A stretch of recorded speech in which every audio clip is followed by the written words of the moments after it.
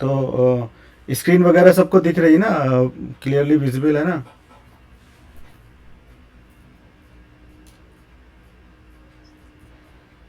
अभी दिख रहा है? हम्म। तो मेरे ख्याल से हमने वृश्चिक तक कर लिया था, तो वृश्चिक के बाद आज धनु और मकर करते हैं। ठीक है। तो अभी तो आप लोगों को राशि अपना ये लग्न देखना समझ आ गया होगा, कैसे देखते हैं, कैसे पढ़ते हैं। सबसे पहले उसके जो फ्रेंड्स होते हैं, एनिमी होते हैं, उनको देख लेते हैं। उसके बाद तो पता चल ही गया होगा। तो जैसा कि ये तुमको इसमें, आप लोगों को इसमें दिखाई दे रहा होगा कि ये सेजिटेरियस है, यानी धनु राशि है, धनु लग्न है। मेरे मुंह से कभी कभी राशि निकल जाता है, एक्चुअली वो है तो राशि, बट चूंकि इसमें पहले खाने में है तो वो लग्न हो गई, बट एक्चुअली वो है तो राशि ही। तो धनु राशि जो है सेजिटेरियस, ये आपको पता है कि गुरुदेव की राशि है, और ये 9 नंबर राशि है। तो 9 नंबर होने की वजह से ये एक फायरी एलिमेंट वाली राशि है। तो और इसके साथ साथ इसमें जो है ये डुअल भी होती है, क्योंकि आपको बताया था मैंने 3, 6, 9 और 12 जो राशियाँ होती हैं वो डुअल स्वभाव की होती हैं। तो डुअल स्वभाव होने की वजह से इनमें जो रोग होते हैं वो रोग भी त्रिदोष होते हैं, मतलब हर तरीके के रोग दोष इनको लगते हैं। जुकाम भी लगता है, बुखार भी लगता है, और मतलब ये बीमारियों के प्रोन्स होते हैं, ये जितनी ये चारों हैं। तो इनको बीमारियां जल्दी पकड़ लेती हैं। इसके अलावा ये लोग, ये चूँकि फायरी एलिमेंट है, तो इस राशि के लोगों को गुस्सा थोड़ा जल्दी आता है, और गुस्सा आने की वजह से ये लोग बने बनाए काम को बिगाड़ लेते हैं। और चूंकि सेजिटेरियस के जो लॉर्ड होते हैं वो जुपिटर होते हैं, तो जुपिटर आपको पता है कि बुद्धि का मतलब आपके ज्ञान का ग्रह है, ज्ञान के देवता है, ये गुरुदेव की राशि है। तो ऐसे लग्न के जो जातक होते हैं वो पढ़ने लिखने में थोड़ी ज़्यादा रुचि रखते हैं, और इनको अगर कहीं पढ़ाने का मौका मिलता है तो उसमें ये लोग अच्छा करते हैं। और इसके अलावा ये तो इसकी स्पेशलिटीज़ हो गई। अब इसका चार्ट ड्रा कर लेते हैं।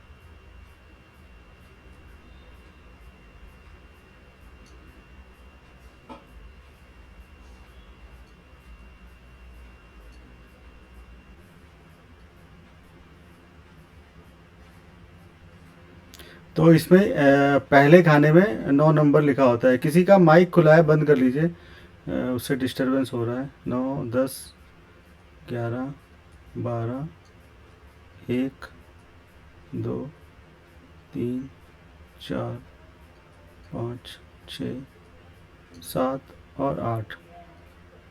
ठीक है। इस तरीके से जो धनु लग्न वाले जातक होते हैं उनका चार्ट इस तरीके से बनता है। इनके जो पहला भाव होता है, यानी इनका खुद का भाव, इनकी बॉडी का भाव, इनके आत्मविश्वास का भाव, इनके जो इनकी कैसी इनकी बॉडी फिजिक रहेगी, कितना इनका आत्मविश्वास रहेगा, तो वो पहले भाव से देखते हैं। जो जो चीज़ें पहले भाव से रिलेटेड होती हैं, तो उसमें चूंकि इनके पहले खाने में 9 नंबर लिखा होता है, इसलिए 9 नंबर लिखे होने की वजह से इस लग्न वाले जातकों को हम धनु लग्न के जातक कहते हैं। और चूंकि धनु लग्न जो है वो गवर्न होता है जुपिटर से, गुरुदेव की राशि है, और जुपिटर आपको पता है कि एक बेनिफिक प्लैनेट है। तो और जुपिटर जहाँ पर अक्सर आपने सुना है जहाँ बैठते हैं चिराग तले अंधेरा होता है, बट इनकी जो दृष्टि होती है वो सातवीं घर में होती है, यानी इनकी स्पाउस के घर में होती है। तो जो धनु लग्न वाले जातक होते हैं उनकी जो पत्नी आती है वो काफ़ी शिक्षित आती है, और उनकी पत्नी के बीच में जो मतलब काफ़ी अच्छा वाद विवाद होता है भी है, तो किसी ऐसी चीज़ों को लेके होता है कि ज्ञान को लेके होता है, या फिर उनकी जो वाइफ होती है, स्पाउस होती है, वो टीचर भी हो सकती हैं, किसी को शिक्षा देने का काम कर सकती हैं। और जो इनकी पंचम दृष्टि होती है तो वो आपके संतान के भाव में पड़ती है, तो इनकी संतान के लिए वो अच्छी रहती है। तो चलिए एक एक करके शुरू करते हैं। तो पहला भाव में जो पहला भाव है वहाँ पर 9 नंबर लिखा हुआ है, 9 नंबर यानी कि जुपिटर। तो आपको पता है कि जुपिटर जो है एक बेनिफिक प्लैनेट है, और ये देव श्रेणी के प्लैनेट हैं। तो देव होने की वजह से जो देव लोग हैं वो इनके मित्र होंगे, और जो दानवगण हैं वो इनके शत्रु होंगे। तो यही चीज़ें आपको इस कुंडली में आगे दिखाई देंगी। तो अब चूंकि जुपिटर तो जो है वो लग्नेश हैं, तो जो फर्स्ट हाउस है, फर्स्ट हाउस में तो जुपिटर हैं और ये लग्नेश हैं, तो ये कारक ही होंगे।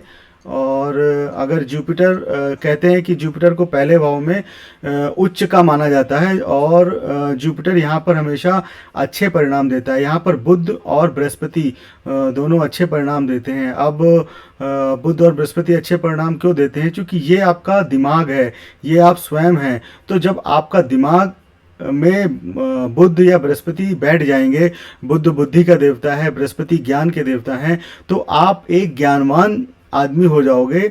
और ज्ञानवान होने की वजह से आप जो भी अपने काम करोगे उसमें अपना दिमाग लगाओगे, अपना विवेक लगाओगे। इस वजह से बुध और बृहस्पति पहले भाव में अत्यंत अच्छा परिणाम देते हैं। लाल किताब के हिसाब से ये दोनों ग्रह यहाँ पर उच्च के माफिक परिणाम देते हैं और काफ़ी अच्छे माने जाते हैं।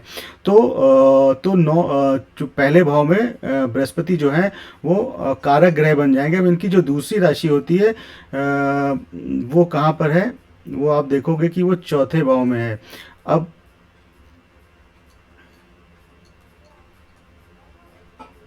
अब आपने पहले पढ़ा होगा कि बृहस्पति चूंकि एक शुभ ग्रह हैं, और शुभ ग्रह को 2 केंद्र के भाव मिल गए, तो 2 केंद्र के भाव मिलने से उसमें अगर कोई दूसरा प्लेनेट होता तो उसमें केंद्राधिपति दोष लग जाता। परंतु चूंकि ये लग्नेश हैं तो लग्नेश को केंद्राधिपति दोष नहीं लगता है, इसलिए बृहस्पति यहाँ पर कारक माने जाएंगे। और चौथा घर चूंकि इनके मित्र चंद्रमा का होता है, तो मित्र चंद्रमा के घर में ये अपने आप को काफ़ी अच्छा महसूस करते हैं। और ये यहाँ पर अगर होते हैं तो इनकी जो दृष्टि होती है वो आपके व्यवसाय के घर पे पड़ती है, तो आपका व्यवसाय उच्च कोटि का हो जाता है। आपका जो नौकरी होती है उसमें आप काफ़ी बुद्धि विवेक से काम लेते हैं और ज्ञान अर्जित करके उसमें काफ़ी अच्छे मुकाम पर पहुंच जाते हैं। साथ ही साथ आपको घर से संबंधित चीज़ों में काफ़ी अच्छे परिणाम प्राप्त होते हैं। माता का सुख आपको मिलता है। और इस धनु लग्न की कुंडली में गुरुदेव बृहस्पति अच्छा परिणाम देते हैं, इसलिए उनको बेनिफिक की श्रेणी में लिखा जाता है। तो गुरुदेव बृहस्पति लग्नेश होने की वजह से उनको केंद्राधिपति दोष नहीं लगता है, और इसमें वो योग कारक ग्रह की श्रेणी में आते हैं। वैसे भी लग्नेश तो हमेशा योग कारक ही रहता है, तो उसमें सोचना ही नहीं है कि वो योग कारक होगा कि नहीं होगा, क्योंकि आप खुद को कभी चोट नहीं पहुंचाएंगे। कितना भी अगर आप पागल ही हो जाओगे तो ही आप खुद को चोट पहुंचाओगे। तो पागल के सेंस में होता है जब इंसान का चंद्रमा खराब हो जाता है। और चंद्रमा और बृहस्पति की तो वैसे ही बहुत अच्छी मित्रता है। चंद्रमा और बृहस्पति देव जब मिलते हैं तो गजकेसरी योग बनता है, जो कि धोनी की कुंडली में है। तो गजकेसरी योग अगर किसी की कुंडली में बन जाता है तो वो काफ़ी पैसा उसको मिलता है, ख्याति मिलती है, नाम शोहरत मिलती है। तो अब ये 2 घर हो गए, पहला घर हो गया, चौथा घर हो गया। अब बारी आती है दूसरे घर की, सेकंड हाउस की। तो सेकंड हाउस में आपने देखा की 10 नंबर राशि लिखी हुई है, यानी कि मकर राशि लिखी है।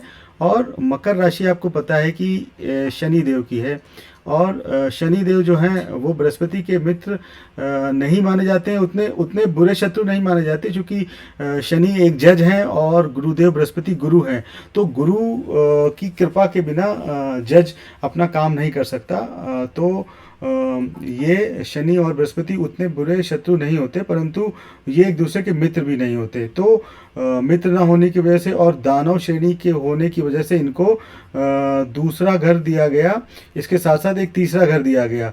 तो दूसरा घर तो मार्केश का काम करता है और तटस्थ की भी भूमिका अदा करता है। अगर उसका दूसरी राशि सही जगह स्थित हो तो वो तटस्थ भी बन जाता है। परंतु यहाँ पर आप देखोगे कि दूसरा घर जो है वहाँ पर शनि है, इसके साथ साथ उसकी जो दूसरी राशि है वो तीसरे घर पे है। अब आपको पता है कि तीसरा घर अच्छा नहीं होता है, एफर्ट्स का होता है, आपके छोटे भाई बहन का होता है, और आपके डॉक्यूमेंटेशन का होता है, आपकी शॉर्ट डिस्टेंस ट्रैवल का होता है। तो शनि देव को यहाँ पर दूसरा घर मिला, साथ ही साथ तीसरा घर मिला। दूसरे घर में अगर वो खाली होते तो वो तटस्थ की भूमिका अदा करते, परंतु उनको तीसरा घर भी दे दिया गया। तो तीसरा घर मिलने की वजह से वो इस कुंडली में जो है वो मैलिफिक हो जाएंगे, अच्छे रिजल्ट नहीं देंगे। जब भी शनि की दशा अंतर्दशा आएगी तो आपको अपने ऑफिस में डॉक्यूमेंटेशन से संबंधित चीज़ों में काफ़ी ध्यान रखना पड़ेगा। आपको किसी भी काम करने में एफर्ट्स इतने लगाने पड़ेंगे कि आप परेशान हो जाओगे, थक जाओगे। परंतु शनि के बारे में कहा जाता है कि शनि अपने पूर्वार्ध में बहुत ख़राब रिजल्ट देता है, परंतु उत्तरार्ध में आते आते वो अच्छे ही रिजल्ट देता है। तो वो शुरू में तो आपसे एफर्ट कराएगा, आपको तपा के सोना बनाने का काम जो है वो शनि का होता है। तो शनि जब भी तपाता है तो बाद में वो आपको सोना ही बनाता है। इसलिए शनि को मैं हमेशा एक अच्छा ग्रह ही मानता हूँ, क्योंकि अगर आपके कर्म अच्छे हैं और आप अच्छे कर्म कर रहे हैं तो शनि आपको हमेशा राजा बनाने की पावर रखता है। तो चूँकि धनु लग्न जो है वो देव श्रेणी का है, तो यहाँ पर जो है शनि देव जो है वो अच्छा रोल प्ले नहीं करते और वो मैलिफिक की श्रेणी में आते हैं। तो अभी हमारे पहला, दूसरा, तीसरा, चौथा, ये 4 घर हो गए।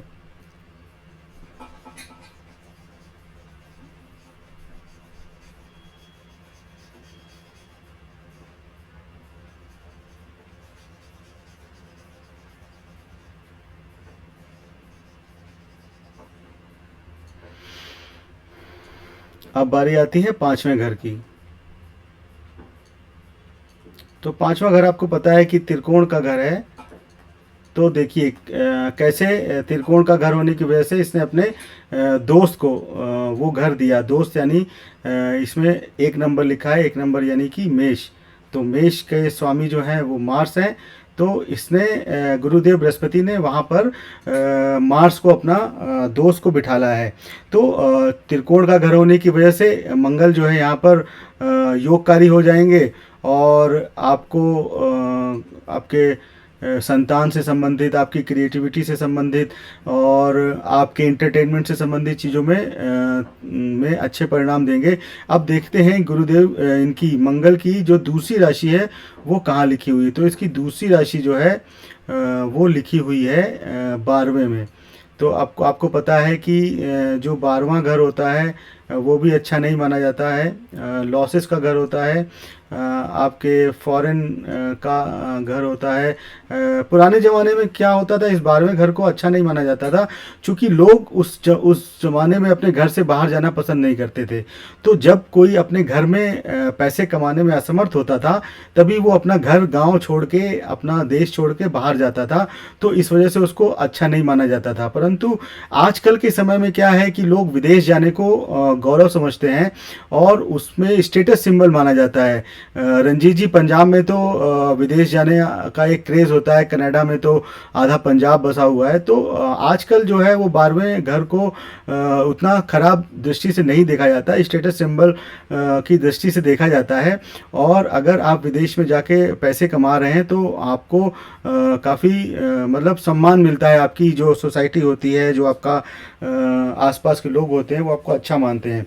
तो इस धनु लग्न की कुंडली में इसको एक त्रिकोण का घर दिया है और एक 12वां घर दिया है। 12वां घर अच्छा नहीं है, परंतु त्रिकोण की घर की होने की वजह से साथ साथ ये इसका दोस्त भी है। तो एक दोस्त जो है हमेशा अच्छे परिणाम ही देता है। तो इस लग्न की कुंडली में जो मार्स है वो बेनिफिक प्लेनेट की श्रेणी में आता है। जब भी मार्स की दशा अंतर्दशा आती है तो उसको अच्छे परिणाम प्राप्त होते हैं। और अगर वो 12th हाउस को according to karma alignment technique, मैं बीच बीच में आपको कर्मा अलाइनमेंट टेक्निक के बारे में भी बताता रहता हूँ। तो जैसे आपका 12वां घर जब एक्टिवेट हो जाता है, 12वां घर एक्टिवेट कैसे होता है, जब आपके मंगल की दशा चलती है, और मंगल की दशा जब चलेगी तो जब आप लग्न से गिनोगे तो पहले मेष आता है, उसके बाद में वृश्चिक आता है। तो जो मंगल की दशा होती है 10 साल की, उसमें पूर्वार्ध के जो 5 साल होते हैं वो मेष राशि के परिणाम देगा, यानी आपके संतान से संबंधित, आपकी क्रिएटिविटी से संबंधित, आपके एंटरटेनमेंट से संबंधित, और जो भी 5वें घर से संबंधित चीज़ें हैं उसके परिणाम आपको देगा। और जो आखिरी के 5 साल होंगे उसमें वो आपको उसकी जो दूसरी राशि है 12वें घर में स्थित है उससे संबंधित परिणाम देगा। तो जब इस घर के परिणाम वो देना चालू करेगा तो वो आपको लॉसेस भी देगा।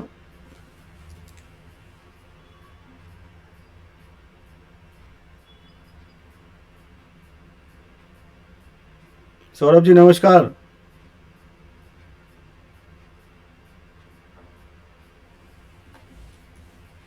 तो वो मैं आज धनु लग्न के बारे में बता रहा था और हम 5वें घर तक पहुंच चुके हैं। तो जब उसके पूर्वार्ध की दशा आएगी मंगल के तो वो आपको लॉसेस भी देगा। तो कर्मा अलाइनमेंट टेक्निक क्या बोलती है कि जब कोई प्लैनेट अपना परिणाम आपको देता है तो आप उस प्लैनेट के अकॉर्डिंग अगर काम करने लगेंगे तो वो जो प्लैनेट होता है वो आपसे खुश हो जाता है कि भाई वो जो आपसे काम कराना चाहता था वो आप काम कर रहे हैं, उसके अकॉर्डिंग आप मूव कर रहे हैं, उसके अकॉर्डिंग आप बिहेव कर रहे हैं। तो जब भी 12th हाउस एक्टिवेट होता है तो आप 12th हाउस की जो चीज़ें होती हैं वो करना स्टार्ट कर दीजिए, मेडिटेशन करना स्टार्ट कर दीजिए। अब चूंकि मंगल को जो होता है वो जिम वगैरह पसंद होता है तो आप जिमिंग वगैरह करने लगिए, मेडिटेशन करने लगिए, कोई स्पोर्ट खेलने लगिए, अपने घर से थोड़े दूर चले जाइए। चूँकि आप अपने घर से दूर जाएंगे तो आपका 12th हाउस एक्टिवेट हो जाएगा और प्लैनेट वही तो कराना चाहते हैं आपसे। तो जो प्लैनेट कराना चाहता है अगर वो आप कर दोगे तो फिर वो आपको उसके अच्छे परिणाम देगा। तो इस तरीके से मंगल जो है इस धनु लग्न की कुंडली में योग कारक होता है और वो बृहस्पति का दोस्त भी होता है और उसको एक त्रिकोण का घर मिला हुआ है। साथ साथ 12वें भाव के भी परिणाम थोड़े से खराब मिलेंगे, परंतु त्रिकोण के अच्छे जो उसको गुण मिल रहे हैं उसकी वजह से 12वें भाव का जो अशुभता है वो न्यून हो जाती है और शुभता ज़्यादा हो जाती है, क्योंकि वो उसका मित्र है। इसलिए इस धनु लग्न की कुंडली में मंगल जो है वो शुभ ग्रह का काम करेगा। तो इस तरीके से आपके और कौन से घर हो गए, 5वां घर हो गया, 12वां घर हो गया। अब बारी आती है छठे घर की। तो 6th हाउस आपको पता है कि 3 तरीके के दोष होते हैं उसमें, ऋण, रोग,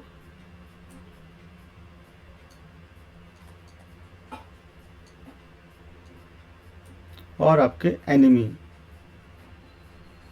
और साथ ही साथ ये जो छठा, ये आपका जो छठा घर है वो तीन तरीके की आपको चीज़ें देता है। अब छठे घर में कौन सी राशि लिखी हुई है, दूसरी राशि यानी कि आपकी वृष राशि। वृष राशि के स्वामी हैं आपके शुक्रदेव। और गुरुदेव और शुक्रदेव की आपस में अच्छी बनती नहीं है। इसलिए हैं तो दोनों लोग गुरु ही, मतलब भरी सभा में तो दोनों एक दूसरे को हार्म नहीं पहुंचाते हैं, परंतु जब अकेले होते हैं तो एक दूसरे को नुकसान पहुंचाने की कोशिश करते हैं। तो यहाँ पर वीनस को एक जो है वो खराब घर दिया गया है। छठा, अब वीनस की जो दूसरा है वो देखते हैं, वो कहाँ पर है। वो लिखा हुआ है 11वें भाव में। तो 11th हाउस में इसकी दूसरी राशि लिखी हुई है लिब्रा।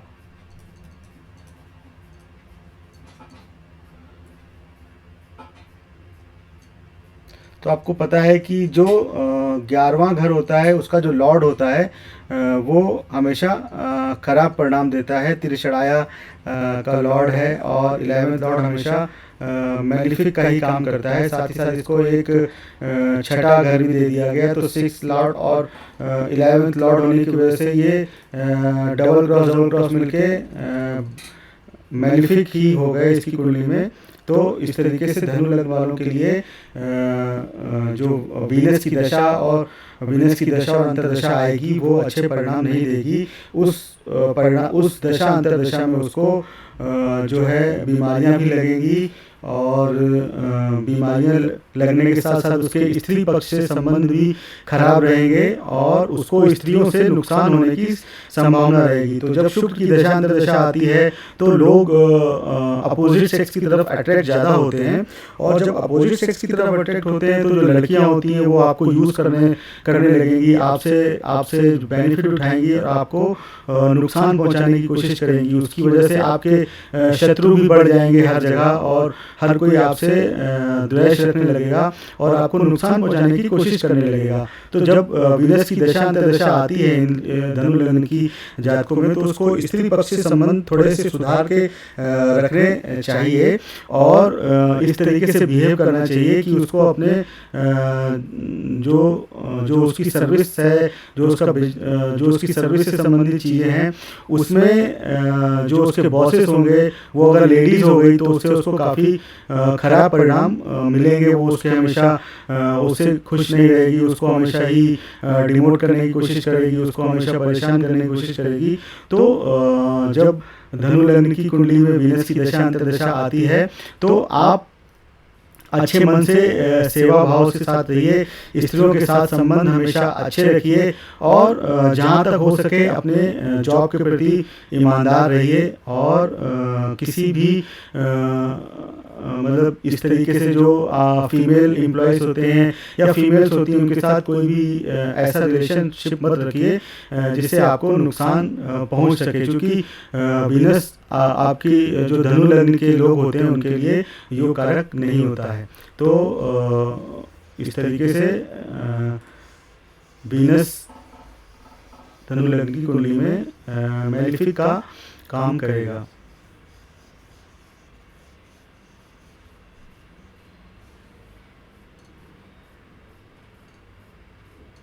अब बारी आती है आपके 7वें घर की।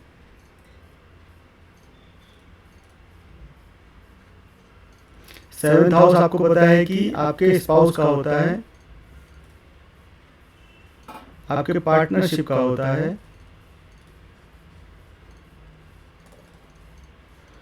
आपकी जो डेली आप लोगों से मिलते हैं उसका भी होता है। और यहाँ पर जो है वो बुध को बिठा दिया गया है। इसमें तीसरी राशि लिखी हुई है, तीसरी राशि यानी कि मिथुन राशि।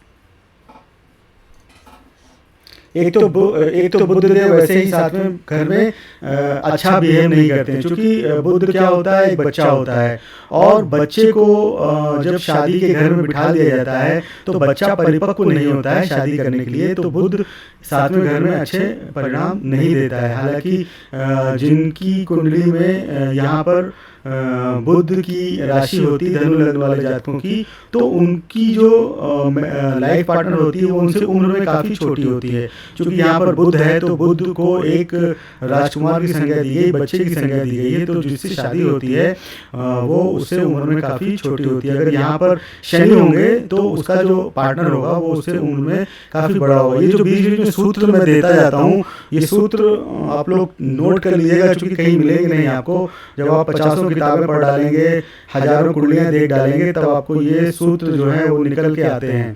तो ये जो सूत्र मैंने दिया, आप किसी की कुंडली में आजमा लीजिएगा, आपको वो सूत्र कहीं फेल होता हुआ नहीं दिखाई देगा। तो यहाँ पर जो है मिथुन है, और आपको पता है कि जुपिटर और बुध की आपस में बनती नहीं है। चूंकि राजकुमार को जब पढ़ने के लिए कहा जाता है तो वो नाराज हो जाता है, जब उसको खेलने के लिए कहा जाता है तो वो खुश हो जाता है। इसलिए जब शुक्र के साथ होता है, राहु के साथ होता है, शनि के साथ होता है तो वो खुश रहता है। तो जुपिटर को मरकरी को यहाँ पर 7वां घर दिया गया। आपको पता है कि मरकरी जो है एक बेनिफिक प्लैनेट है और उसको केंद्र का स्थान दे दिया गया। तो केंद्र का एक घर दे दिया गया, इसकी वजह से इसमें केंद्राधिपति दोष लगने की वजह से ये दूषित हो गया। ठीक है, अब इसकी जो दूसरी राशि है कन्या, वो है 10वें घर में,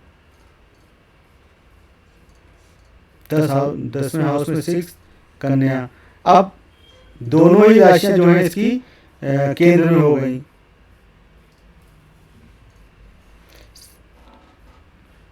दसवां हाउस और 7वां हाउस, तो दोनों ही राशियां बुध की जो हैं वो केंद्र की हो गई। तो इसमें केंद्राधिपति दोष लग गया, इस वजह से ये जो है दूषित हो गया।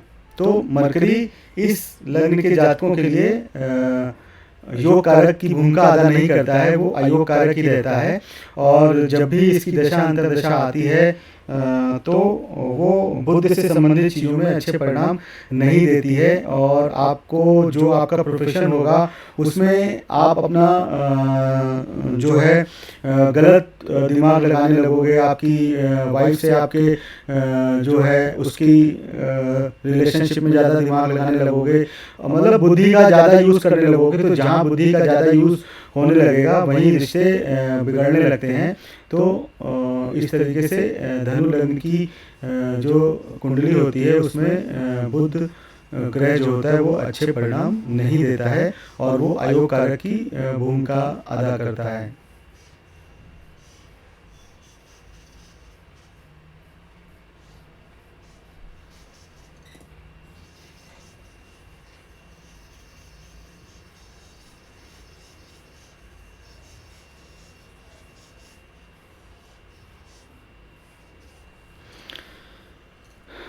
तो अब बचे कौन से घर?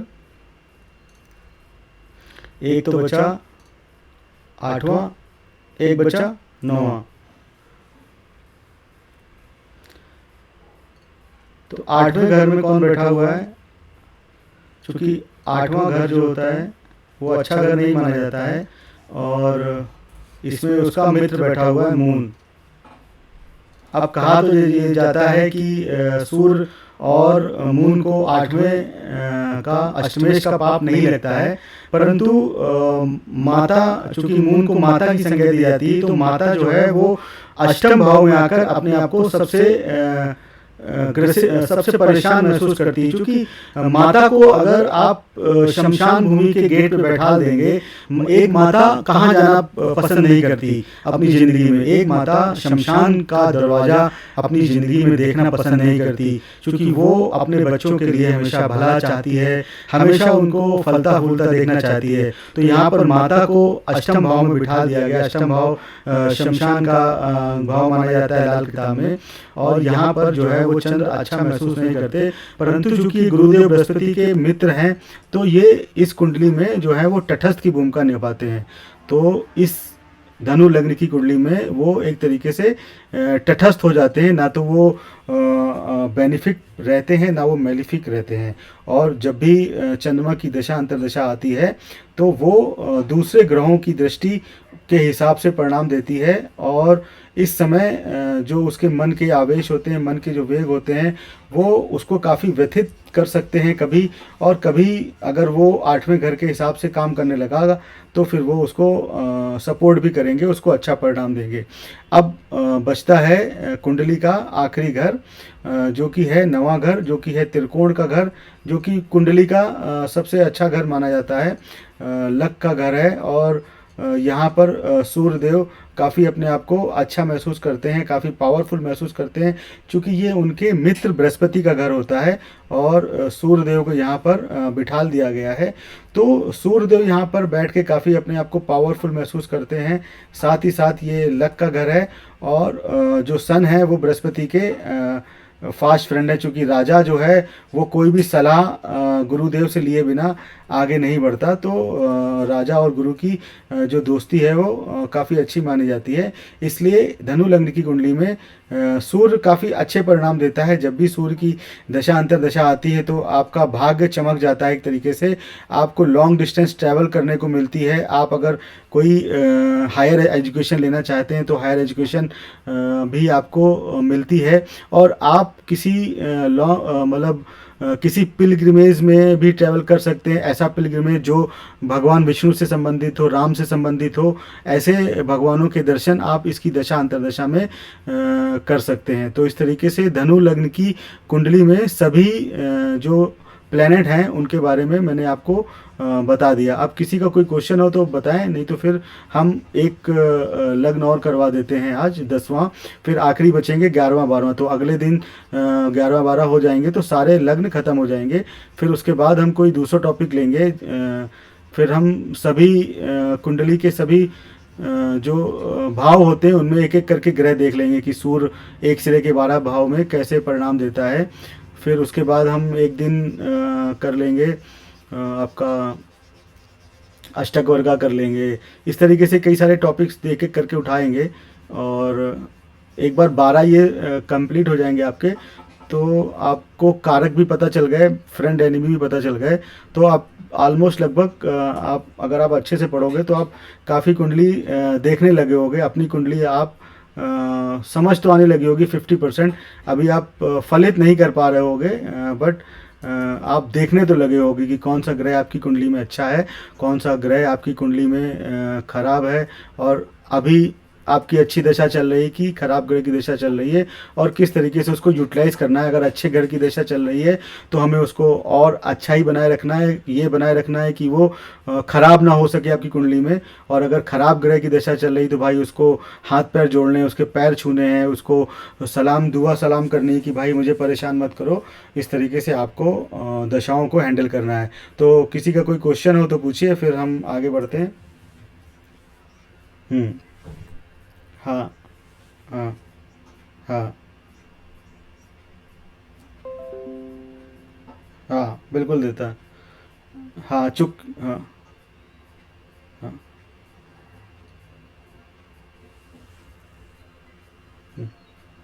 हम्म हम्म हम्म हम्म हम्म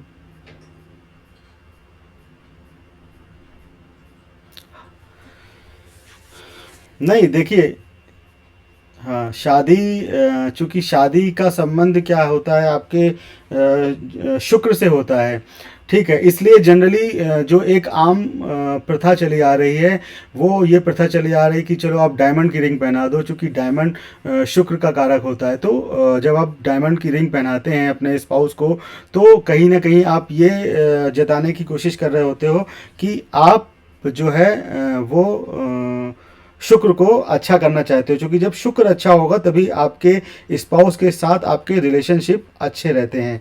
और ये जो डायमंड की रिंग आप पहना रहे हो अपने स्पाउस को पहना रहे हो और स्पाउस आपको पहना रहा है, दोनों ही डायमंड की रिंग पहन रहे हैं। तो धनु लग्न की कुंडली में चूंकि डायमंड पहनना अच्छा नहीं है, क्योंकि जब आप डायमंड पहनोगे तो आपका छठा भाव और आपका 11वां भाव एक्टिवेट हो जाएगा, तो आपको लॉसेस होने लगेंगे, आपको बीमारियां पकड़ लेंगी। तो उस दिशा में डायमंड पहनने की सलाह नहीं देते, बल्कि हम ये कहते हैं कि आप गोल्ड की रिंग पहनिए, क्योंकि गोल्ड जो होता है वो जुपिटर का कारक होता है, और जब आप गोल्ड की रिंग पहनेंगे तो आपके लिए ज़्यादा अच्छी रहेगी।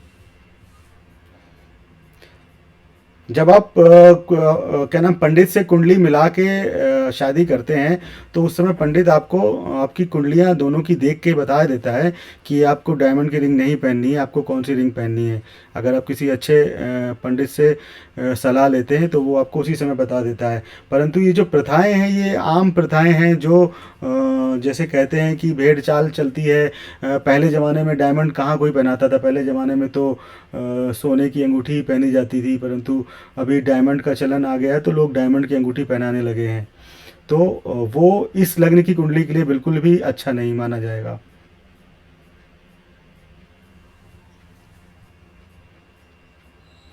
हाँ बिल्कुल, अगर आप शादी कर रहे हो, अपनी कुंडली मैच मेकिंग करके कर रहे हो, तो वो जब आप मैच मेकिंग कराओगे तभी वो आपको बता देगा कि भाई एक तो आप अगर धनु लग्न के हो तो आपको कहेगा ही नहीं कि आप बिना डायमंड पहनो, और दूसरा फिर आपकी जो स्पाउस है उसकी चार्ट कैसी है, आपके साथ कितना मैच मेकिंग हो रहा है, कितना क्या है, उस हिसाब से ही आगे चीज़ें करनी चाहिए।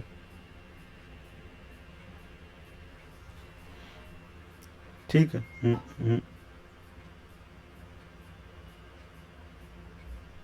हाँ,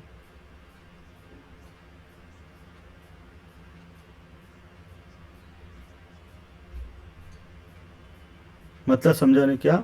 वीनस और हाँ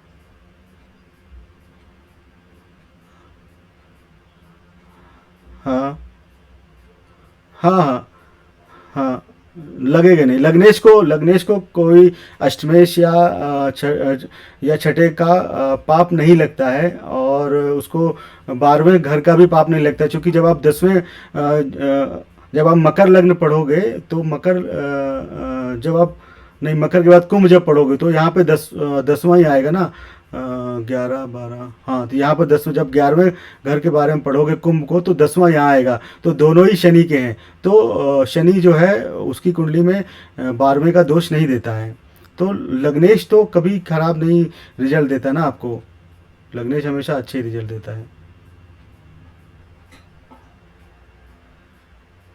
ठीक है। क्लियर हुआ कि नहीं क्लियर हुआ? हम्म। हम्म। बिल्कुल, लग्नेश को देखना पड़ेगा। लग्नेश पीड़ित है अगर, तो वो खराब दोष नहीं, आपको खराब रिजल्ट नहीं देता है, वो आपको बचाने में सक्षम नहीं होता है।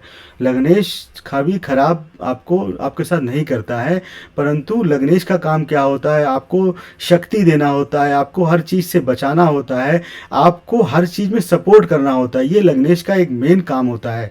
वो आपको हर समय कि आपके आपको सपोर्ट सिस्टम दे। परंतु जब लग्नेश पीड़ित हो जाता है तो वो आपको सपोर्ट सिस्टम नहीं दे पाता है, और लोग कहने लगते हैं कि वो आपको खराब परिणाम दे रहा है, परंतु वो खराब परिणाम नहीं दे रहा होता है। उसके साथ जो दूसरे ग्रह बैठे होते हैं उसके जो परिणाम आते हैं वो उसको रोकने में सक्षम नहीं हो पाता है। इस वजह से वो ऐसा प्रतीत होता है कि वो आपको खराब रिजल्ट दे रहा है, परंतु लग्नेश खुद कभी आपको खराब रिजल्ट नहीं देगा। वो पीड़ित होगा तो उस वजह से वो आपको सपोर्ट सिस्टम नहीं दे पा रहा होता है। लग्नेश को आप इस तरीके से समझिए कि आप खुद हैं, आप अपने आप को समझिए। फिर आप जब आप खुद हैं तो आप अपने हाथ पैर को कभी नुकसान नहीं पहुंचाएंगे, अपनी बॉडी को कभी नुकसान नहीं पहुंचाएंगे, खुद का सर नहीं फोड़ेंगे आप। परंतु अगर आपके सर में राहु बैठ गया, या फिर चंद्रमा और शनि आ गया, आपको एपिलेप्सी आ गई, या फिर आपको पागलपन आ गया, आपका दिमाग खराब हो गया, तो ही उस स्थिति में आप अपना सर पटकोगे। तो वो सर पटक कौन रहा है आपका?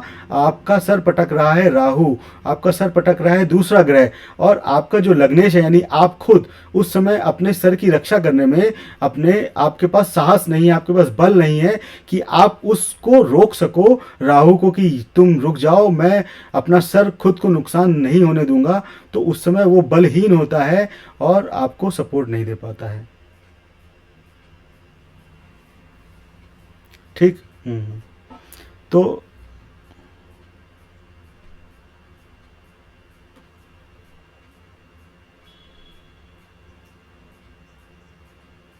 नहीं, वीनस की होती ना 20 साल की।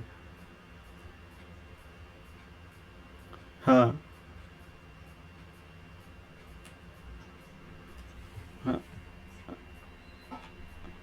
हाँ हाँ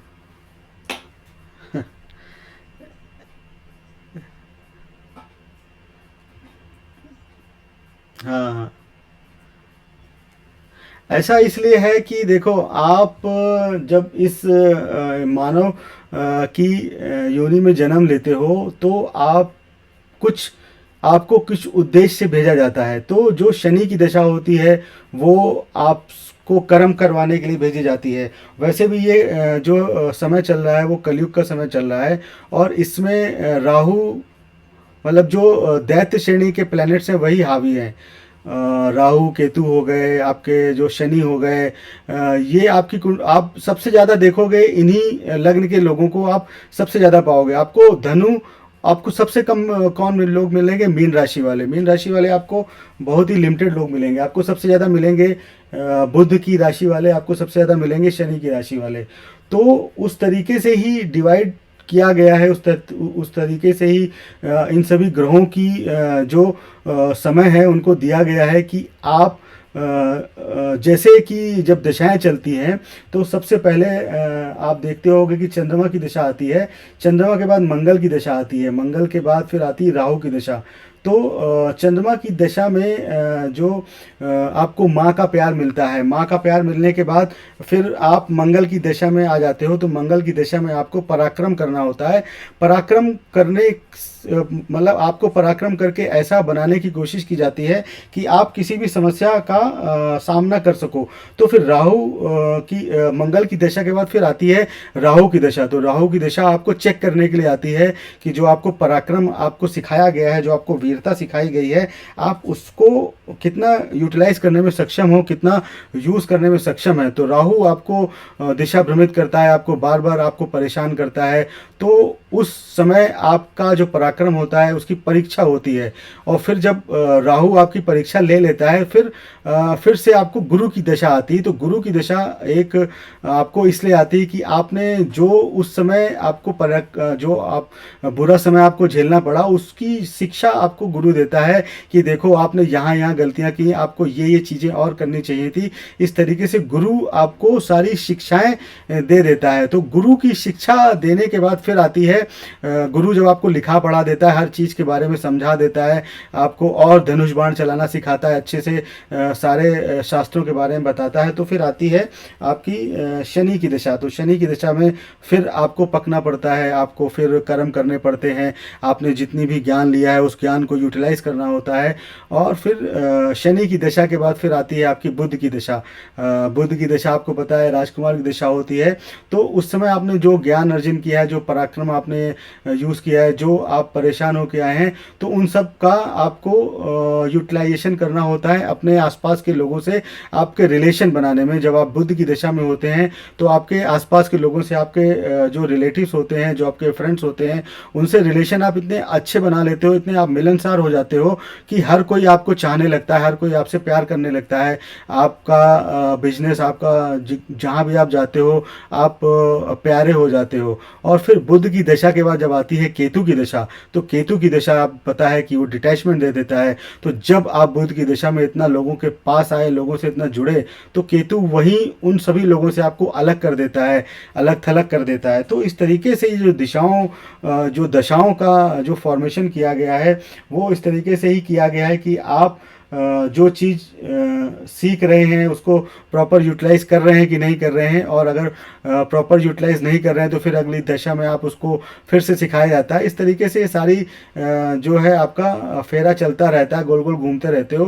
जब तक आप मोक्ष को प्राप्ति नहीं हो जाती तब तक आप इसी फेरे में घूमते रहते हो। अगर आप खराब कर्म कर लेते हो तो जब अगला जन्म आप लेते हो तो आपको पितृ दोष लग जाता है। कई तरीके के दोष होते हैं, वो दोष आपकी कुंडली में लगते हैं। तो अक्सर खाली वैदिक ज्योतिष में इन दोषों के बारे में इतना नहीं बताया, परंतु लाल किताब में दोषों के बारे में ज़्यादा बताया है। तो कई बार क्या होता है कि कुंडली में हर ग्रह अच्छा बैठा होता है परंतु फिर भी आपको परिणाम अच्छे नहीं मिल रहे होते हैं। तो उस समय देखा जाता है कि आपकी कुंडली में पितृ दोष तो नहीं है, जीव हत्या दोष तो नहीं है, ब्राह्मण हत्या दोष तो नहीं है, कन्या हत्या दोष तो नहीं है। ये कई तरीके के दोष होते हैं। तो वो दोषों को भगवान क्या होता है कि आप फिर से आपको कर्जा तभी देता है जब आप पुराने जन्म का कर्जा चुका पाते हो। तो आप इस जन्म में आए हो पुराने जन्म का कर्जा चुकाने, तो जब आप पुराने जन्म का कर्जा चुकाओगे तभी आप अगले मतलब आप भगवान से कुछ मांग सकते हो। तो जब आप पहले जन्म का कर्जा चुका दोगे तब आपको इस जन्म के फल, अच्छे फल मिलने प्राप्त होते हैं। तो इस तरीके से एस्ट्रोलॉजी जो है वो काफ़ी असीमित है, और कई तरीके से इसी तरीके से जो कई सारी गांठें बांध बांध के आप धीरे धीरे पढ़ते पढ़ते आपको हर चीज़ का ज्ञान हो जाएगा। ठीक है, तो चलिए हम दूसरा मकर लग्न के बारे में बता देते हैं। डाउट्स डाउट्स क्लियर हो गए ना? हाँ हाँ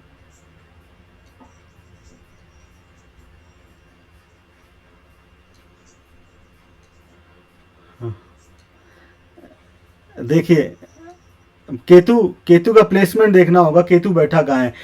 अगर केतु आपके 12वें भाव में बैठा है और केतु की दशा में आप चले गए, तो जब भी केतु की दशा आती है तो अक्सर लोगों केतु की परिस्थिति, केतु कहाँ बैठा होता है उसके हिसाब से ये अनुमान लगा लिया जाता है कि केतु की दशा में ये मृत्यु को प्राप्त होगा कि नहीं होगा, क्योंकि केतु जो है वो डिटैचमेंट का कारक है। और अगर केतु 12वें घर में बैठा है, 12वां घर यानी मीन का, मीन यानी गुरुदेव बृहस्पति का, और केतु को गुरु का चेला माना जाता है। मतलब अगर आपकी कुंडली में आपको केतु अच्छा करना है तो आपका गुरु अगर आप अच्छा करोगे तो केतु अपने आप अच्छा हो जाएगा। तो गुरु का चेला केतु को माना जाता है, और केतु जब 12वें घर में बैठ जाता है तो इसका मतलब वो आपको इस संसार की मोह माया से छुड़ाने के लिए आया है, आपको जो है मुक्ति देने के लिए आया है। और उस समय अगर किसी की मृत्यु हो जाती है तो वो निश्चित ही इस जो संसार रूपी माया है उसको छोड़ के मोक्ष में विलीन हो जाता है।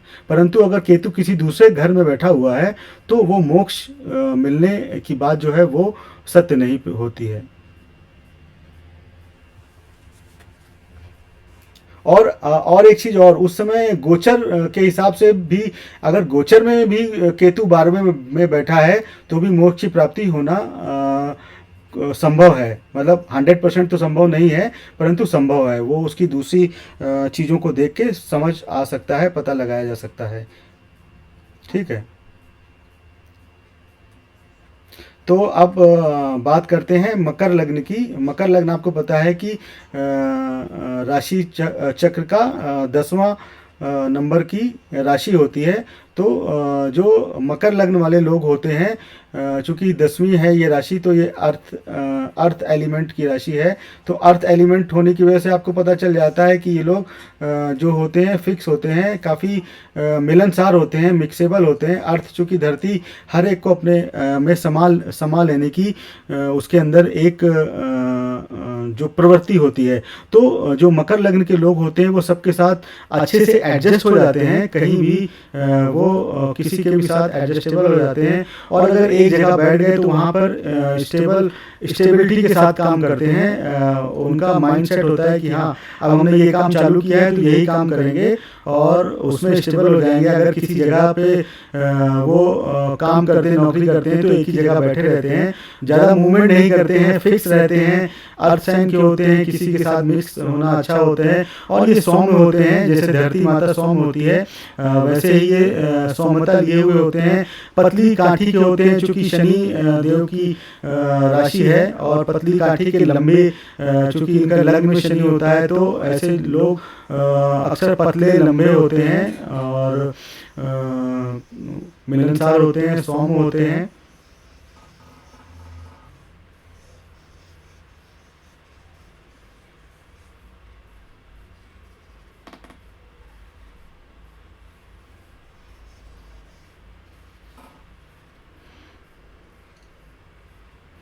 तो इसका चार्ट बना लेते हैं।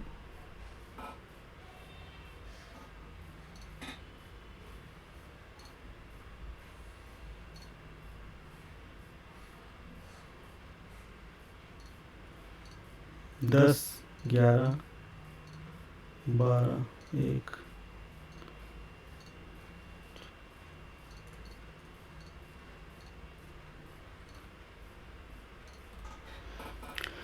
तो मकर लग्न की जो कुंडली होती है उसमें पहले भाव में 10वीं राशि लिखी होती है, और 10वीं राशि आपको पता है कि मकर राशि होती है, इसलिए जो पहले भाव में 10 नंबर लिखा होता है मकर राशि होती है, तो ऐसे जातक मकर लग्न के जातक कहे जाते हैं। अब मकर लग्न के जो स्वामी हैं वो सैटर्न है, और सैटर्न आपको पता है कि दैत्य श्रेणी में माने जाते हैं। तो आप देखोगे कि इस कुंडली में जो दैत्य श्रेणी वाले ग्रह होते हैं वो काफ़ी हद तक अच्छे परिणाम देंगे, और जो देव श्रेणी वाले ग्रह हैं वो आपको खराब परिणाम देंगे। जैसे सन है, मून है, मार्स है खास तौर से, चूँकि मार्स और सैटर्न की काफ़ी जो है दुश्मनी रहती है, और मार्स जो है वो शनि के घर में यानी 10वें घर में आके अपना उच्च हो जाता है, क्योंकि मंगल जो है वो पराक्रम का ग्रह माना जाता है, और जब मंगल अपने शनि जब अपने शत्रु के घर में होता है तभी वो उच्च होता है। परंतु मंगल और शनि की कभी बनती नहीं है आपस में, और वो एक दूसरे के शत्रु माने जाते हैं, और कभी भी एक दूसरे को अच्छा परिणाम नहीं देते। मंगल की कुंडली में शनि खराब परिणाम देता है, शनि की कुंडलियों में मंगल खराब परिणाम देता है। तो शुरू करते हैं पहले घर से। तो आपको पहला घर जैसे पता है कि फर्स्ट हाउस जो है उसमें लग्नेश होता है, तो लग्नेश यानी 10वीं राशि यानी मकर राशि। तो लग्नेश चूँकि हमेशा कारक होता है, तो इस लग्न की कुंडली में शनि जो है वो कारक होगा। अब इसकी दूसरी राशि देख लेते हैं। दूसरी राशि 11 नंबर यानी कि कुंभ राशि कहाँ लिखी हुई है? कुंभ राशि लिखी हुई है दूसरे भाव में। अब दूसरा भाव जो होता है वो आपकी वाणी का, कुटुंब का, और कुछ हद तक ये मारक होता है, और ये तटस्थ की भी भूमिका अदा करता है। उसकी दूसरी राशि देख के पता लगता है कि वो मारक को मतलब किस तरीके के रिजल्ट देगा। अब चूँकि शनिदेव यहाँ पर लग्नेश हैं और ये दूसरे घर में भी बैठे हुए हैं, साथ साथ पहले घर का स्वामित्व है, इनको दूसरे घर का भी स्वामित्व है। तो इस लग्न की कुंडली में जो सैटर्न है वो योग कारक ही होंगे, चूँकि लग्नेश के ही कोई दोनों घर दिए गए हैं। तो जब शनि की दशा अंतर्दशा आती है तो उस समय आपको अपने जो कुटुंब का काफ़ी सहयोग प्राप्त होता है। आपको जो है धन उस समय आप वेल्थ अच्छा कमा सकते हैं। मतलब आपको आपकी वाणी से संबंधित, आपके धन से संबंधित, आपके कुटुंब से संबंधित और खान पान से संबंधित जो भी चीज़ें होती हैं, जो भी सेकंड हाउस से रिलेटेड होती हैं, उनमें अच्छे परिणाम होंगे। और आप अपनी पर्सनालिटी को लेकर काफ़ी काम करोगे। आप अगर इस लग्न के लोग काफ़ी अच्छे एक्टर भी होते हैं, जो और इस लग्न के जो लोग होते हैं वो सिविल सर्विसेज में भी काफ़ी उनका सिलेक्शन होता है। तो इस लग्न की कुंडली में जो है शनि वो योग कारक की भूमिका ही अदा करेंगे। सॉरी,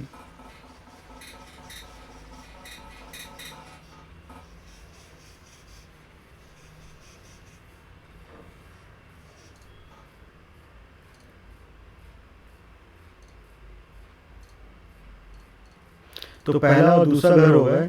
अब बारी आती है तीसरे घर की। तीसरे घर में आप देखिए कौन लिखे हुए हैं। तीसरे घर में मीन राशि लिखी हुई है। मीन राशि गुरुदेव जुपिटर की है, और जो तीसरा घर है वो अच्छा घर नहीं माना जाता। अब यहाँ पर जो है वो बृहस्पति देव बिठा दिए जाते हैं। आप इस चीज़ से देखो कि आप कोई चीज़ को रटने की कोशिश मत करो।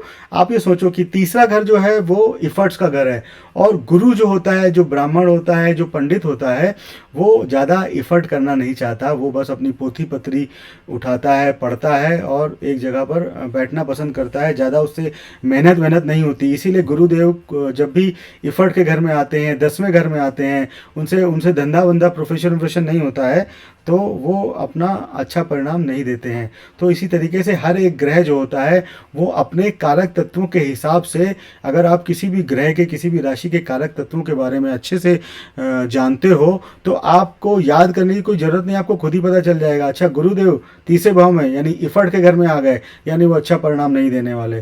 भाई गुरु लोग तो पढ़ने पढ़ाने में रुचि रखते हैं तो वो अच्छा परिणाम नहीं देंगे। तो पढ़ने पढ़ाने से मतलब 9वें घर में वो अच्छा परिणाम देंगे, 5वें घर में अच्छा परिणाम देंगे, चौथे घर में अच्छा परिणाम देंगे। तो इस तरीके से जुपिटर जो है वो यहाँ पर तीसरे घर में आ गए। तीसरा घर इफर्ट का, आपके छोटे भाई बहनों का, साथ ही साथ ये अतिरिक्त भाव है। तो यहाँ पर जुपिटर जो है वो बेनिफिक प्लैनेट होते हैं। तो यहाँ पर एक मेलिफिक जगह दी गई उनको, तो वो अपनी मीन राशि के हिसाब से तो अच्छा परिणाम नहीं देंगे। अब इनकी जो दूसरी राशि होती है सजिटेरियस, वो देखिए कहाँ लिखी हुई है, वो लिखी हुई है 12वें घर में। तो 12th हाउस इनको दिया गया। 12th हाउस इनका खुद का घर होता है, परंतु ये लॉसेस का घर होता है, आपके डिटैचमेंट का घर हाउस होता है, और आपके फॉरेन का घर होता है,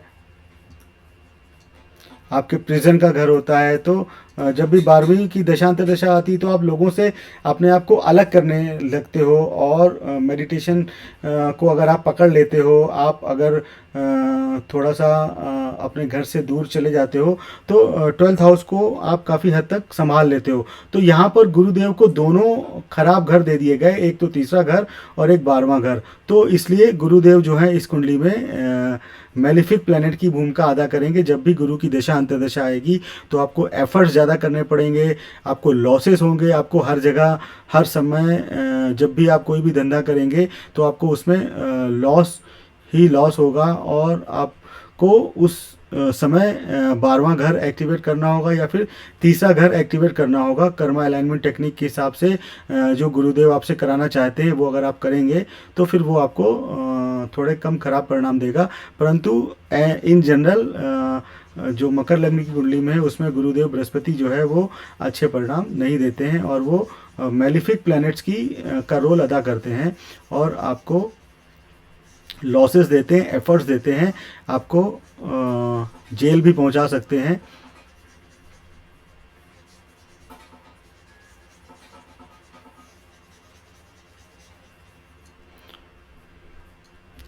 तो पहला, दूसरा, तीसरा, 12वां, 4 घर हो गए। अब बारी आती है चौथे घर की। तो चौथे घर में बैठे हैं मंगल देव।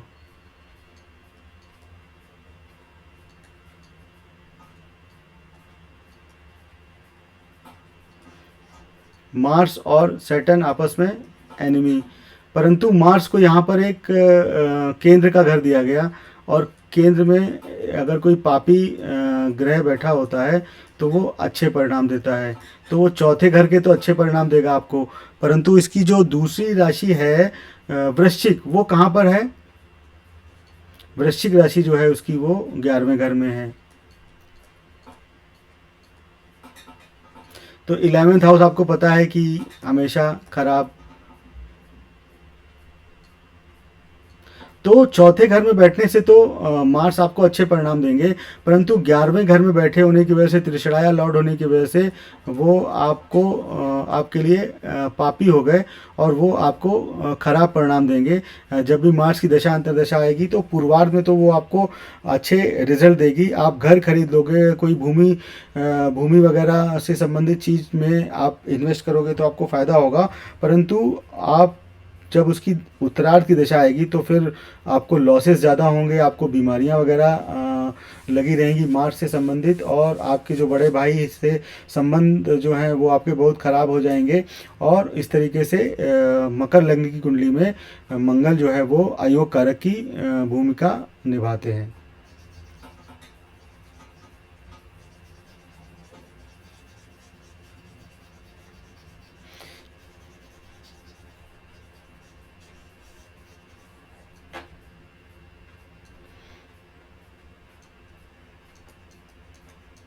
तो अब बारी आती है 5वें घर की।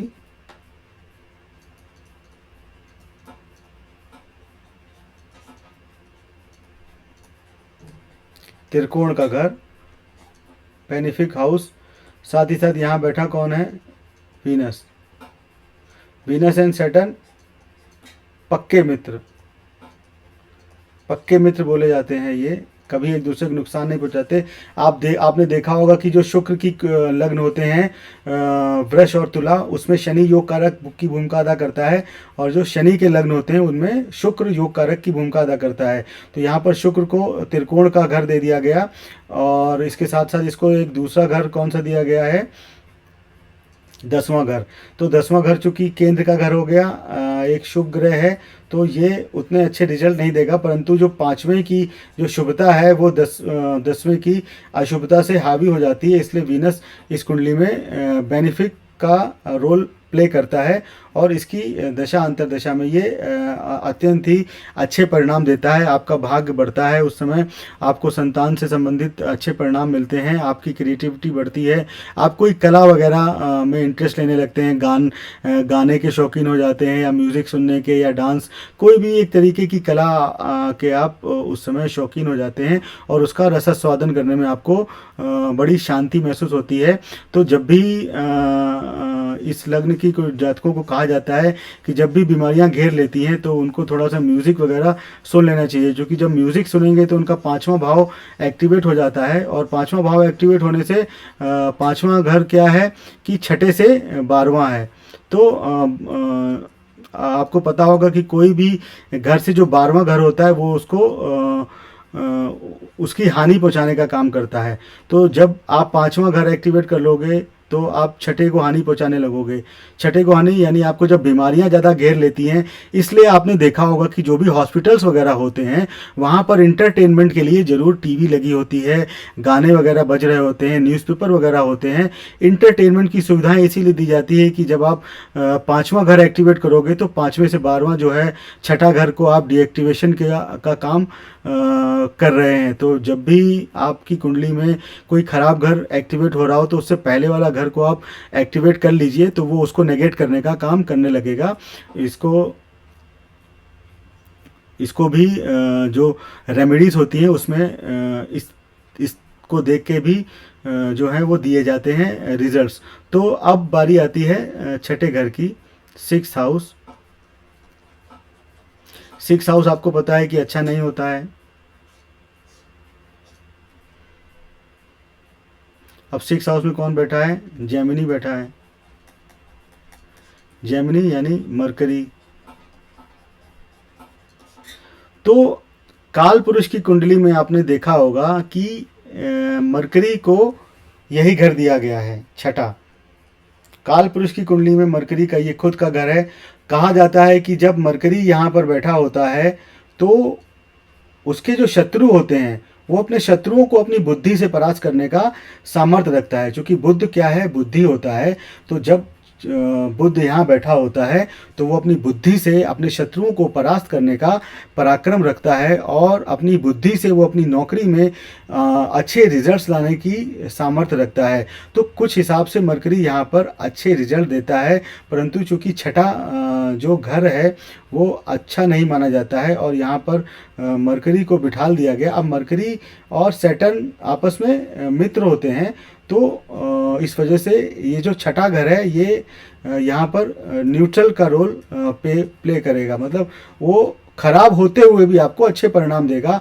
आप अपने शत्रुओं के साथ बुद्धि विवेक से काम लोगे, वो आपको नुकसान नहीं पहुंचा पाएंगे, क्योंकि आपकी बुद्धि के आगे वो बौने हो जाएंगे, और आप अपनी नौकरी में अपनी बुद्धि का यूज़ करके आप अपने जो बॉसेस के हैं उनके प्रिय हो जाएंगे। अब इसकी जो दूसरी राशि होती है कन्या राशि, वो आप देखिए कहाँ लिखी हुई है, वो लिखी हुई है 9वें घर में। तो 9वां घर जो है वो लक का घर होता है, एक अत्यंत ही अच्छा घर दिया गया है यहाँ पर बुध को। तो इसको एक खराब घर दिया गया और एक अच्छा घर दिया गया, साथ ही साथ ये इसका मित्र भी है। तो ये इस कुंडली के लिए काफ़ी हद तक बेनिफिक का रोल प्ले करता है, परंतु कुछ किताबों में उसको न्यूट्रल भी बोला गया है। परंतु हम इसको इस कुंडली में बेनिफिक प्लैनेट की श्रेणी में लेते हैं, चूँकि ये सैटर्न का फ्रेंड भी है। और यहाँ पर जब ये छठे घर में बैठा होता है तो अपनी बुद्धि से जो है वो अपने शत्रुओं को परास्त करने का पराक्रम रखता है। साथ ही साथ उसको बीमारियां भी होने के चांसेस बहुत होते हैं, क्योंकि तीसरा जो होता है उसमें त्रिदोष के गुण होते हैं। तो जब त्रिदोष की राशि यहाँ होती है तो वो पल पल बीमार रहता है, कभी खांसी, कभी जुकाम, कभी बुखार, कभी नज़ला, कभी गैस, कभी पित्त, कभी वात, हर चीज़ उसको लगी रहती है। तो ये थोड़ा सा इसको नेगेटिविटी भी है और साथ ही साथ एक अच्छा घर भी है, तो हम इसको यहाँ पर बेनिफिट की श्रेणी में लेते हैं। या आप कह सकते हैं इसको हम न्यूट्रल भी ले सकते हैं।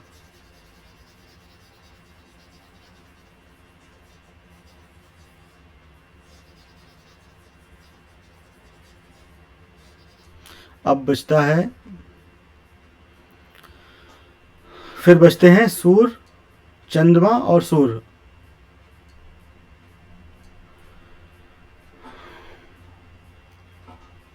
तो सातवां घर, 7th हाउस, केंद्र का घर, कौन बैठा है? मून बैठा है। मून यानी बेनिफिक प्लैनेट। बेनिफिक प्लैनेट केंद्र में बैठ के केंद्राधिपति दोष।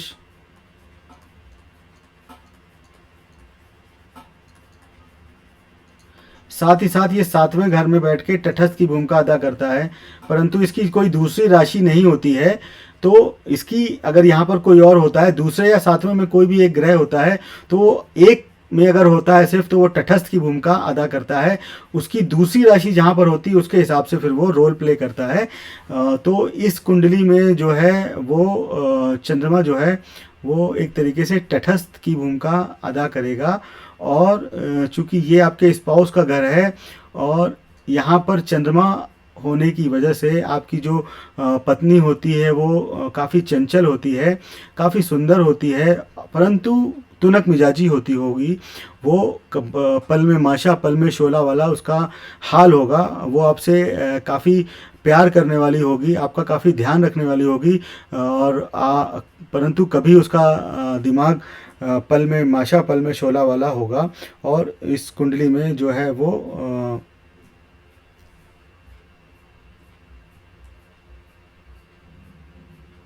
साथ ही साथ एक और आपको चीज़ बताता हूँ कि जब भी चंद्रमा जो है वो सातवें घर में होता है, एक और याद आ गया मुझे, तो मैं बताता हूँ। जब भी चंद्रमा सातवें घर में होता है तो चंद्रमा चूँकि चंचल होता है, तो अगर यहाँ पर चंद्रमा बैठा हुआ है, खाली उसकी राशि लिखी होने से मतलब नहीं, अगर चंद्रमा यहाँ पर बैठ गया तो आपका जो पार्टनर होता है वो काफ़ी चंचल माइंड का होता है। तो ये चांसेस होते हैं कि उसके अफेयर्स काफ़ी होंगे, क्योंकि चंचल आदमी ही किसी के संपर्क में अगर आता है तो वो जल्दी ही उससे रिलेशनशिप बना लेता है। तो अगर चंद्रमा यहाँ पर होता है तो उसके रिलेशनशिप होने के चांसेस काफ़ी रहते हैं। तो ये चंद्रमा की इस कुंडली में, और साथ ही साथ एक चीज़ और, चूँकि शनि और चंद्रमा की आपस में बनती नहीं है, शनि और चंद्रमा का जो मिक्सचर होता है वो विष दोष का निर्माण करता है। और यहाँ पर शनि की दृष्टि यहाँ पर पड़ रही है इसके ऊपर। तो शनि की दृष्टि पड़ने से जो इसकी तटस्थता है वो ख़त्म हो जाएगी और ये जो है मैलिफिक का रोल प्ले करेगा। अभी तक तटस्थ था, क्योंकि अगर कोई ग्रह ऐसा होता है जिसकी दो राशियां होती हैं तो उसकी जो दूसरी राशि होती है उसके ऊपर उसका रोल प्ले करता है कि वो अच्छा रोल प्ले करेगा कि खराब। परंतु यहाँ पर चूंकि मून की एक ही राशि होती है, तो अब चूंकि शनि उसको अपनी दृष्टि देख रहा है और शनि की दृष्टि हमेशा खराब होती है, तो इस वजह से इसकी तटस्थता जो है वो मैलिफिक की तरफ चली गई। तो इस कुंडली में चंद्रमा जो है वो मैलिफिक का रोल प्ले करेगा। जब भी चंद्रमा की दिशा अंतर्दशा आएगी तो आपको अच्छे परिणाम नहीं देगी।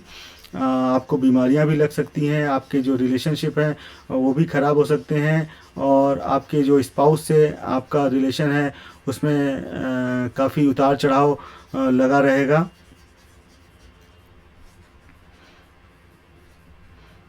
अब बारी आखिरी आखिरी घर बचता है, 8वां घर।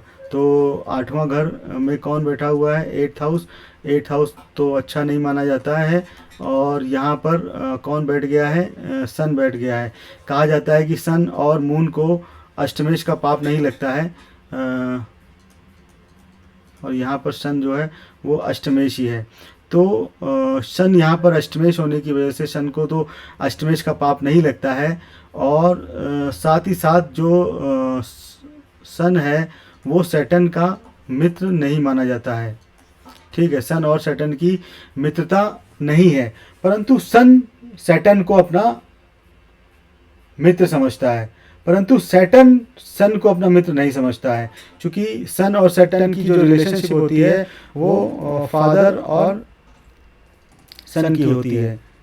तो फादर तो अपने सन के बारे में हमेशा अच्छा ही चाहेगा, एक बाप अपने बेटे के लिए हमेशा अच्छा चाहेगा। परंतु सन को पावर नहीं मिल पा रहा है, जब तक ये राजा है तब तक ये राजा नहीं बन सकता है। तो सन हमेशा ये चाहता है कि उसका बाप हटे, उसका पिता हटे, तब वो उस गद्दी पर बैठे, या उसकी टोका टाकी, चूंकि फादर लोग टोका टाकी काफ़ी करते हैं, तो बेटा ये चाहता है कि टोका टाकी ना हो, इस वजह से वो उसको अच्छा नहीं समझता। परंतु सन उसको कभी खराब रिजल्ट देने की कोशिश नहीं करता, इसलिए सन को यहाँ पर न्यूट्रल की श्रेणी में रखा जाता है। और इस कुंडली में शनि सन की जब दशा अंतर्दशा आती है तो वो एक तरीके से तटस्थ की ही भूमिका अदा करेगी। अब डिपेंड करेगा कि 8वें में और कौन से ग्रह बैठे हुए हैं, या 8वें में और किस ग्रह की दृष्टि है, उसके हिसाब से फिर वो रोल प्ले करेगी। परंतु जो सन होता है वो सैटर्न का फादर होता है, इसलिए सन जो है वो उसको नुकसान पहुंचाने की कोशिश नहीं करता। हाँ, परंतु जो शनि होता है वो हमेशा सन को परेशान करने की कोशिश करता है। तो ये तो हो गई मकर लग्न की कुंडली। अब किसी को कोई डाउट हो तो पूछ लीजिए, फिर हम आज का सेशन क्लोज करते हैं।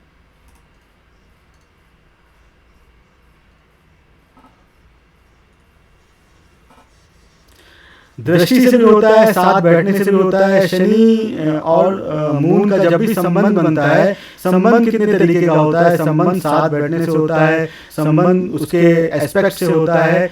ये सभी जो है संबंध उसी श्रेणी में आते हैं। ठीक है, संबंध का मतलब क्या है? साथ बैठने से ही संबंध थोड़ी होता है। हाँ, संबंध तो देखने से भी होता है, और कई तरीके के संबंध होते हैं। जो नाड़ी एस्ट्रोलॉजी होती है उसमें तो डिग्री के बेस पे संबंध होते हैं। जो सबसे बड़ी डिग्री का होता है वो आत्मा कारक होता है, जो सबसे लोएस्ट डिग्री का होता है वो दारा कारक होता है। तो वो नाड़ी एस्ट्रोलॉजी पढ़ाएंगे तो उसमें तो कोई दृष्टि संबंध है ही नहीं, सिर्फ उसके कारक हैं और उसकी डिग्री है, और उस हिसाब से वो सारे रोल प्ले करते हैं। तो ये सब चीज़ें जो हैं वो आगे आते आते काफ़ी हो जाएंगी। कभी कई जगह पर आपको ऐसा कन्फ्यूजन लगेगा कि साला कहीं तो सन 8वें में बैठा है तो खराब है, कहीं सन 8वें में बैठा है तो अच्छा है। तो ये सब चीज़ें आप जब कारक तत्वों के बारे में आपको जानकारी अच्छी होगी, उसको रिलेट करके देखोगे आप कि हाँ ये जो, उससे मैं एग्जाम्पल भी में देता रहता हूँ कि ये पिता है, ये राजकुमार है, ये सेवक है, ये मंत्री है, ये गुरु है, ये स्त्री है, ये राज। तो उन चीज़ों को जब आप रिलेट करोगे तो फिर आपको याद करने की ज़रूरत नहीं पड़ेगी। इसी तरीके से जो भावों में जो ग्रह बैठे होते हैं, किस भाव में अच्छा परिणाम देते हैं, किस भाव में खराब परिणाम देते हैं। जैसे बुध और बृहस्पति मैंने बताया कि पहले भाव में अच्छा परिणाम देते हैं। वो क्यों देते हैं कि जब आप अपनी बुद्धि, आपकी मन, पहला भाव जो होता है आपका मस्तिष्क होता है, तो मस्तिष्क में अगर आपकी बुद्धि है, आप ज्ञानी हैं, तो आप किसी भी परिस्थिति का सामना अच्छे से कर ले जाओगे, आप अपने आप को भाव सागर से पार कर ले जाओगे। वहीं पर यहाँ अगर शनि आ जाता है तो शनि चूंकि धीमा ग्रह होता है, तो जब भी किसी भी जातक की कुंडली में लग्न में शनि बैठा होता है तो वो आलसी हो जाता है, वो किसी भी काम को बड़े धीमे धीमे से करता है। वहीं अगर एक नंबर पे अगर मंगल आ जाता है तो वो हर काम को करने में इतनी उत्सुकता दिखाता है, इतनी उग्रता दिखाता है कि कई बार वो खुद को भी चोट पहुंचा लेता है और वो काम खराब कर लेता है। तो इस तरीके से आप हर चीज़ को रिलेट करेंगे, उसके कारक तत्वों को देखेंगे, ग्रहों के, और साथ साथ में जो ये भाव होते हैं उनके कारक तत्वों को देखेंगे तो आपको आदि एस्ट्रोलॉजी समझ आ जाएगी। मैंने शुरू में ही बोला था कि अगर आपने कारक तत्व समझ लिए, मित्र और फ्रेंड समझ लिए, तो आपकी 50% एस्ट्रोलॉजी जो है बेसिक वो हो गई। तो आप जो नोट्स बना रहे हैं उसमें बार बार कारक तत्वों को याद करिए, लिखिए और भावों के कारक तत्वों को लिखिए। उनकी जो बेसिक जो एलिमेंट्स हैं जैसे फायरी हो गए, वाटरी हो गए, ये सब चीज़ों को जब आप पढ़ोगे, रिलेट करोगे तो आपको समझ आएगा कि हाँ यार ये चीज़ें क्या हैं। जब भी वाटर और फायर का रिलेशन होता है तो वो रिलेशनशिप सक्सेस नहीं होता। जब हम मैरिज की कंपेटिबिलिटी देखते हैं तो ये देखते हैं कि जो फायरी और वाटरी की शादी ना हो, इस तरीके से हम कई सारे गुण दोष देखते हैं और उसके बाद ही जो है फलित की तरफ हम धीरे धीरे बढ़ते हैं। तो आप लोग कारक तत्वों को अच्छे से याद करिए और उनकी जो बेसिक कैरेक्टर्स हैं उनको भी याद रखिए, तो आपके लिए एस्ट्रोलॉजी काफ़ी सिंपल हो जाएगी। और जो राशियों की जो एलिमेंट्स हैं, जो उनके दोष हैं, जो उनकी सारी कैटेगराइजेशन है वो याद रखिए। मैं आपको एक स्क्रीनशॉट दूंगा अपने ग्रुप में, जो मैंने वीडियो बनाया था ग्रहों की जो राशियों के जो कारक तत्व हैं उसके ऊपर मैंने एक चार्ट बनाया था, वो मैं आपको दे दूंगा, तो उससे आपको काफ़ी हेल्प मिल जाएगी। आप उस चार्ट को ही देख लोगे तो आपको ऑलमोस्ट जो राशियों के कारक तत्व हैं वो याद हो जाएंगे। तो ठीक है, हम अब क्लास को ख़त्म करते हैं। 10:50 हो गया और किसी का अगर कोई क्वेश्चन हो तो पूछ लीजिए। अब फिर 2 ही लग्न बचते हैं, कुंभ और मीन, तो वो हम अगली क्लास में कवर कर लेंगे और इस तरीके से सभी लग्न कंप्लीट हो जाएंगे। इसके बाद फिर हम कोई दूसरा टॉपिक उठाएंगे, एक प्लैनेट पकड़ेंगे, उसका 12 घरों में उसका रिजल्ट देखेंगे और इस तरीके से फिर हम आगे बढ़ते हैं। तो किसी का कोई क्वेश्चन हो, किसी का कोई डाउट हो तो पूछिए।